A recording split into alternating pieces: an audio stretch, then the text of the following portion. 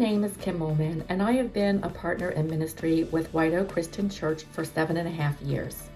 If you are following along with our Bible reading plan, we will be focusing our time and attention on Luke 14, 1 through 24.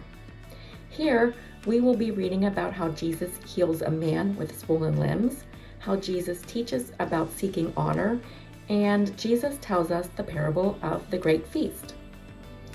I encourage you to read through these stories on your own to allow the Holy Spirit to speak to you.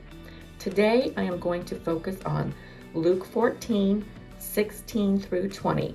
I will be reading from the NIV version, starting in verse 16. Jesus replied, "A certain man was preparing a great banquet and invited many guests. At the time of the banquet, he sent his servant to tell those who had been invited, 'Come, for everything is now ready.'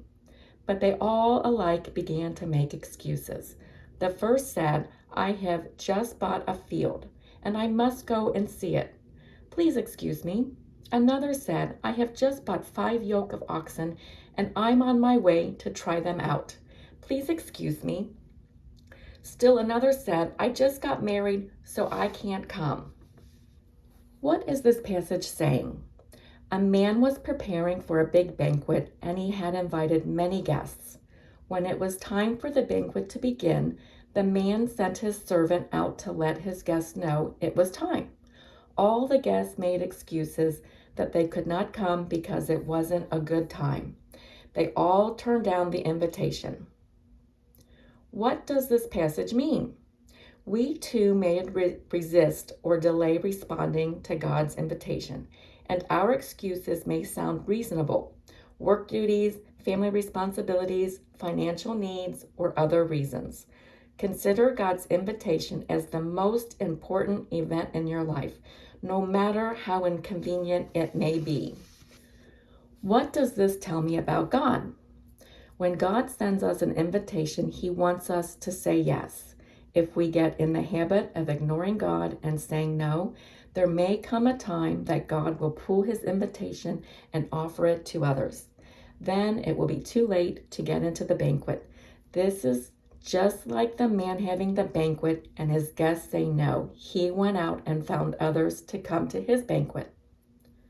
What does this tell me about people? We have made ourselves too busy. We focus a lot on what we want and what needs to be done. Sometimes our priorities get mixed up. We forget what is important. How should I live my life based on what I have read? I need to keep God first in my life. When God gives me an invitation, I need to say yes. When I do this, I grow and mature spiritually. I learn more about God and myself. I will get closer to God and have a better relationship with Him.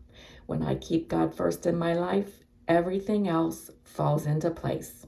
I have a couple reflection questions for you. Are you making excuses to avoid responding to God's call? If so, what are they?